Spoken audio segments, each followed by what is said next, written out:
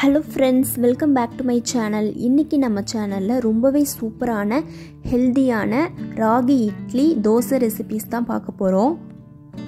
எப்போதும் நார்மலான இட்லி தோசை சாப்பிடுறதுக்கு பதிலா வீக்லி ஒன்ஸ் இந்த மாதிரி செஞ்சு சாப்பிடுங்க. நம்மளோட ஹெல்த்துக்கு ரொம்பவே நல்லது. ராகில எக்கச்சக்கமான அளவு கால்சியம் இருக்கு. அது நம்மளோட போன் ஹெல்த்துக்கும் ஹார்ட் ஹெல்த்துக்கும் ரொம்பவே நல்லது. ரொம்ப அனிமிக்கா உள்ளவங்க ராகி எடுத்துக்கும் போது அவங்களோட பிளட் லெவல்ஸ் நல்லாவே இன்க்ரீஸ் ஆகும். டயபெட்டிக் பேஷண்ட் இதை எடுத்துக்கும் போது அவங்களோட சுகர் லெவல்ஸ் நல்லாவே கம்மியாகும். இப்போ எப்படி பண்ணுறதுன்னு பார்க்கலாம். ஃபஸ்ட்டு 3 கப் அளவுக்கு இட்லி ரைஸ் எடுத்துருக்கேன். நல்லா 2-3 டைம் வாஷ் பண்ணிவிட்டு ஒரு 8 மணி நேரம் ஊற வச்சு எடுத்துக்கலாம். நம்ம எந்த கப் எடுக்கிறோமோ அதுலேயே எல்லாமே அளந்து எடுத்துக்கோங்க. ராகி 1 கப் அளவு எடுத்துக்கோங்க. இட்லி ரைஸ் 3 கப்னா ராகி 1 கப் எடுத்துக்கணும். அப்போ தான் கரெக்டாக இருக்கும்.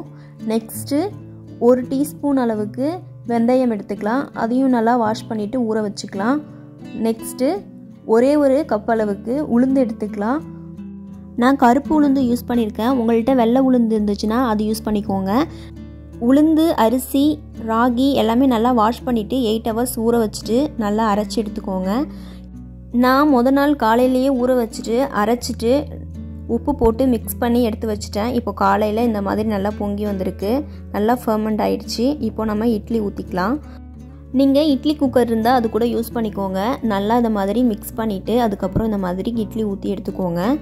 ஊற்றி வச்சுட்டு ஒரு 20 மினிட்ஸ் நல்லா வேக வச்சு எடுத்துக்கலாம்.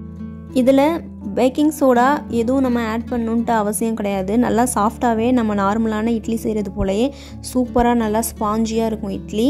ரொம்பவும் டேஸ்ட்டு சூப்பராகவே இருக்கும். நம்ம ராகி மிக்ஸ் பண்ணியிருக்கோம் அப்படிங்கிறதே அந்தளவுக்கு நமக்கு தெரியாது. நார்மலான இட்லி மாதிரி தான் டேஸ்ட்டும் ரொம்பவே சூப்பராக இருக்கும்.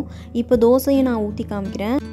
தோசை செய்கிறதுக்கு கொஞ்சமாக மாவில் தண்ணி மிக்ஸ் பண்ணிவிட்டு நல்லா தோசை போட்டு எடுத்துக்கோங்க. சூப்பராக வரும். இப்போ இட்லியும் ரெடி ஆகிடுச்சு. தோசை 1 சைடு வெந்ததுக்கப்புறம் இந்த மாதிரி திருப்பிட்டு நல்லா 2 சைடும் வேக வச்சு எடுத்துக்கோங்க. தோசை ரொம்பவே கிறிஸ்பியாக சூப்பராக வந்துச்சு. இட்லியும் ரொம்ப சாஃப்டாக சூப்பராக இருந்துச்சு. நீங்களும் இந்த மாதிரி ட்ரை பண்ணிவிட்டு எப்படி வந்துச்சு, எப்படி இருந்துச்சு அப்படின்னு சொல்லிட்டு கமெண்ட்ஸில் சொல்லுங்கள். நான் சொன்ன இதே அளவுகள் யூஸ் பண்ணி செய்யும்போது இந்த மாதிரி நல்லா சாஃப்டான கிறிஸ்பியான தோசை உங்களுக்கும் கிடைக்கும். இந்த மாதிரி ட்ரை பண்ணுங்கள். இந்த வீடியோஸ் பிடிச்சிருந்துச்சுன்னா லைக் பண்ணுங்கள், ஷேர் பண்ணுங்கள், கமெண்ட் பண்ணுங்கள். அப்புறம் நம்மளோட வீடியோஸ் எல்லாமே தொடர்ந்து பார்க்கணும் அப்படின்னா நம்ம சேனல் அப்படியே சப்ஸ்கிரைப் பண்ணி ஃபாலோ பண்ணுங்கள். தேங்க்யூ. இன்னொரு சூப்பரான வீடியோவில் மீட் பண்ணலாம். பாய்.